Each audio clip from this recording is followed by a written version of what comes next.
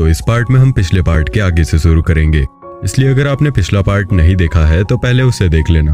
अब कहानी में हम आगे देखते हैं कि फेंग हान ने उस एग्जाम को पास कर लिया था, साथ ही कुछ और डिसाइपल्स भी उस एग्जाम को पास कर चुके थे, लेकिन सिर्फ फेंग हान ने ही लड़ाई के दौरान अपने लेवल को अपग्रेड किया था और ये चीज सबके नजर में भी आ चुकी थी।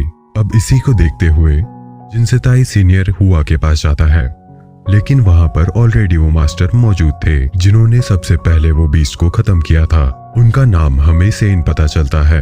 इसके बाद अब जिनसेताई सीनियर हुआ से कहता है कि मुझे तो लगता है कि जिंगसुई ने वो गोल्डन एलेक्सर उस लड़के को दे दिया है, इसलिए तो वो फाइट के दौरान अपने लेवल को अपग्रेड कर पाया, लेकिन अब इस चीज का उसके पास कोई पक्का सबूत नहीं था, इसलिए अब सीनियर हुआ उसकी बात ना मानते हुए उसे जाने को कहते हैं। फिर अब इस सब के बाद वो मास्टर सेन को एक आर्मर एलेक्सर देते हैं, साथ ही उससे कहते हैं कि तुम्हें अब और मेहनत करनी है, तो अब वो वहां से चले जाता है। इसके बाद हम वापस से आते हैं उसी ग्राउंड में जहां पर वो ओल्ड मास्टर जिन लोगों ने एग्जाम पास कर लिया है उन्हें बता रहे थे कि अब उन्हें रहने के लिए अलग जगह दी जाएगी जहां पर वे अपनी ट्रेनिंग भी कर सकते हैं। तो अब एक आउटर डिसाइपल बनके फेंग हांग बहुत खुश हो रहा था और वो ये बात जिंगसुई को बताना चाहता था, लेकिन तभी जिंगसुई उसे उसके एक दोस्त से मिलाती है जो कि अब उसके साथ ही आउटर डिसाइपल की ट्रेनिंग करेगा, लेकिन फेंग हांग का ध्यान बिल्कुल भी उसकी बात पर नहीं था। वो तो सीधे जिंगसुई से मिलना चाहता था, तो अब वो वहां से भाग जाता है।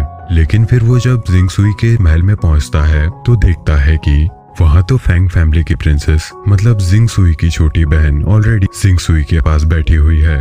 वैसे अगर उसे ये बात पता होती तो वो यहाँ अभी नहीं आता। तो अब वो प्रिंसेस फेंग हांग का बहुत मजाक उड़ाती है और उसे बार बार सर्वेंट कहकर बुलाती है, लेकिन फिर जिंगसुई प्रिंसेस से कहती है कि तुम एक सर्वेंट पर इतना ध्यान देकर अपना समय क्यों वेस्ट कर रही हो। लेकिन अब इस बात से फेंग हांग को सबसे ज्यादा दुख होता है। इसके बाद वो उससे वहां से जाने को कह देती है और फेंग हांग भी उसकी बात मानकर वहां से जाने लगता है।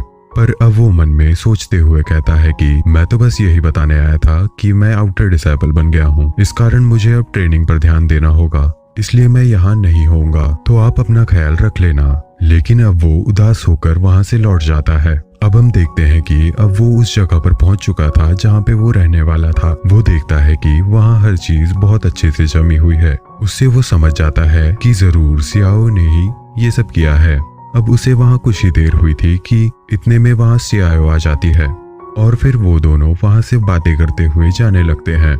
तो रास्ते में सियाओ फेंग हान से पूछने लगती है कि आखिर तुमने फाइट के बीच में अपना लेवल कैसे अपग्रेड किया, क्योंकि मैं तो तुम्हें बहुत वीक समझती थी। लेकिन तभी वो देखती है कि फाइट के दौरान फेंग हान को जो चोट आई थी वो पूरी तरह से रिकवर हो चुकी है। वो फेंग हान से पूछती है कि तुमने ये कैसे किया, पर फेंग हांग तो ये जानता था कि ये सब गोल्डन एलेक्सर की वजह से हुआ है, लेकिन वो उसे कुछ भी नहीं बता सकता था। अब उसके बाद हम देखते हैं सियाओ चलते चलते फेंग हांग को एक जगह पर ले आई है। वो जगह देखने में बहुत ही खूबसूरत थी। फेंग हान पूछता है कि ये कौन सी जगह है, तो इस पर सियाओ उसे बताती है कि ये वह जगह है जहाँ पर सभी डिसाइपल्स खाना खाते हैं। इसके बाद वो फेंग हांग का हाथ पकड़कर उस जगह की हर एक चीज दिखाती है और लास्ट में वो एक जगह आकर रुकते हैं जहाँ बेंच पर एक बोट टाइप की चीज बनी हुई थी, साथ ही उसमें पानी भरा हुआ था। वो चेयर पर बैठने के बाद सियाओ फेंग हान को बताती है कि अभी हमने जितनी भी चीज देखी वो आउटर डिसाइपल्स के लिए बिल्कुल फ्री है, लेकिन ये तो कुछ भी नहीं। वो बताती है कि जब हम इनर डिसाइपल्स की स्टेज पे आएंगे तो हमें कई तरह की टेक्निक यूज करने मिलेगी जो इतनी सीक्रेट है कि इनके ही पुराने आउटर डिसाइपल्स को भी इसकी कोई भनक नहीं होती। और तो और कहते हैं कि उन ट्रेनिंग से कोई भी अवतार रिल में जा सकता है। अब उसकी बात सुनकर फेंग हांग बहुत शौक हो जाता है। फिर अब इसके बदले में सियाओ ऐसे ही फेंग हांग की फैमिली के बारे में पूछती है, जिसे सुनते ही फेंग हांग उदास होकर कहता है कि मेरे फादर मेरी ही तरह फेंग फैमिली के सर्वेंट थे, पर अब वो नहीं रहे। इस पर सियाओ भी सैड हो जाती है और फेंग हांग से ऐसा सवाल पूछने के लिए माफी मांगती है। फिर फेंग हांग कहता है कि कोई बात नहीं। फिर वो भी उससे उसकी फैमिली के बारे में पूछता है, तो इस पर वो सैड होते हुए कहती है कि मेरी मदर तो जब मैं छोटी थी तभी नहीं रही और उनके जाने के बाद फादर व्यापार में लग गए और उन्हें तो अब याद भी नहीं होगा कि उनकी एक बेटी भी है। उन्होंने मुझे कभी बेटी नहीं माना, मैं उनके लिए बस एक प्रिंसेस थी। अब उसको इतना सैड देखकर फेंग हांग आगे जाता है और उससे कहता है कि मेरा अभी तक कोई दोस्त नहीं था, तुम मेरी पूरी लाइफ की पहली फ्रेंड हो, इसलिए कभी तुम खुद को अकेले मत समझना। पर अब उसकी बात सुनकर सीआईओ बहुत शर्मा जाती है। फिर वो दूसरी बात स्टार्ट करते हैं। आती सीआईओ उसे खाना ऑर्डर करने की ट्रिक बताती है। अब वो खाना खा रहे थे तभी जिंग आ जाता है। अब वो उस बात को बताता है जो वो आउटर डिसाइपल बनने के बाद बता रहा था। पर तब फेंग हांग को जिंग सुई के पास जाना था, इसलिए वो ये बात तब सुन नहीं पाया था। अब जिंग उसे और सीआईओ को बताता है कि मैंने सुना है कि हम किसी फाइट पर जाने वाले हैं और अभी हमें ट्रेनिंग की भी बहुत जरूरत है। इसलिए मैं एक लड़के को जानता हूँ, वो बहुत स्ट्रांग है, बस हम उससे रिक्वेस्ट करेंगे तो वो हमें अपने साथ रख लेगा। अब सीआईओ तो साफ मना कर रही थी, पर फिर फेंग हांग को जिंग पर पूरा भरोसा था, इसलिए वो हाँ कर देता है। इसके बाद जब वो उस लड़के से मिलते हैं तो वो लड़का तब खाना खा रहा था। फिर जब जिंग उससे कहता है कि वो उसके एक दोस्त को आपसे मिलाने लाया है, तो पहले वो लड़का उसे इग्नोर कर देता है। फिर उस लड़के का दोस्त उसे बताता है कि ये लड़का जिंग सुई का नौकर है। अब ये सुनकर वो फेंग हांग का बहुत मजाक उड़ाने लगता है, साथ ही वो उसे बार बार सर्वेंट कहकर पुकार रहा था। अब इस कारण फेंग हांग में और उस लड़के में फाइट स्टार्ट हो जाती है। अब जैसा कि जिंग ने बताया था, उसके मुताबिक वो लड़का बहुत स्ट्रांग था।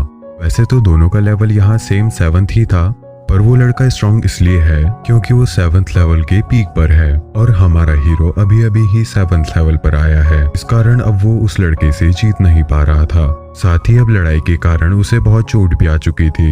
इसके बाद वो सीआईओ के साथ वापस उसी जगह पर चले जाता है जिसे डोजो ने आउटर डिसाइबल्स ले दिया था।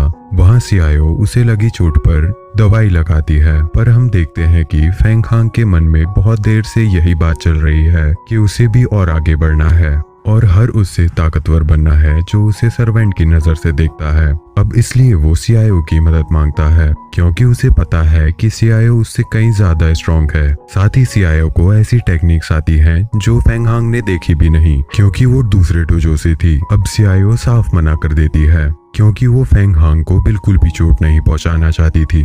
पर फेंग हांग भी हार नहीं मानता और सीआईओ को मना ही लेता है। अब इसके बाद वो दोनों ट्रेनिंग स्टार्ट करते हैं, पर पहले दिन तो फेंग हांग सीआईओ को टच भी नहीं कर पा रहा था, मगर वो हार नहीं मानता। सुबह से लेकर शाम तक बिना रुके प्रैक्टिस करते रहता है। साथ ही सीआईओ भी उसका पूरा साथ देती है। अब आखिर कुछ दिन बाद उनकी मेहनत रंग लाती है और अब हमारा hero Feng Hong 7th level को पार कर 8वें लेवल पर कदम रख चुका है। यह 8वां लेवल सुपर पावर की तरह है। इसमें बॉडी अपने आप ही लगे चोटों को ठीक करने लगती है और इसके साथ साथ उस कल्टीवेटर की स्ट्रेंथ असीमित रूप से बढ़ जाती है। तो अब इसके साथ फेंग हांग बहुत ज्यादा स्ट्रांग हो चुका था। अब वो प्रैक्टिस करने के लिए सीआईओ को थैंक्स बोलता है, लेकिन इसके साथ वो उससे ज्यादा ताकतवर भी हो चुका था। तो अब वो सीआईओ से कहता है कि अभी तक तुमने मुझे प्रोटेक्ट किया था, लेकिन अब मेरी बारी है, अब मैं तुम्हें प्रोटेक्ट करूंगा। अब इसके बाद वो दिन आ जाता है जिस दिन एग्जामिनर वाले मास्टर सभी आउटर डिसाइपल्स को माउंटेन बैंडिट्स मतलब कि लुटेरों के बारे में बता रहे थे। साथ ही वो उन्हें कहते हैं कि यहाँ से निकलने के बाद उन्हें बहुत संभल कर रहना होगा। फिर इसके बाद वो उन्हें 2 होलोग्राम देते हुए कहते हैं कि ये दोनों इविल साइड के बहुत पावरफुल मेंबर हैं। साथ ही इन दोनों के वहाँ पर मिलने के बहुत ज्यादा चांसेस है। अब साथ ही साथ वो ये भी बताते हैं कि उन दोनों मेंबर्स में से किसी एक को भी मारने पर इनाम में इमॉर्टलिटी एलेक्सर मिलेगा। अब ये सुन वहाँ खड़े डिसाइपल्स बहुत शॉक हो जाते हैं। वैसे हम ये भी देखते हैं कि इस मिशन पर कुछ डिसाइपल्स नहीं जा रहे हैं, पर अब जो कोई भी उनमें से जा रहा है हम किसी न किसी को जानते ही हैं।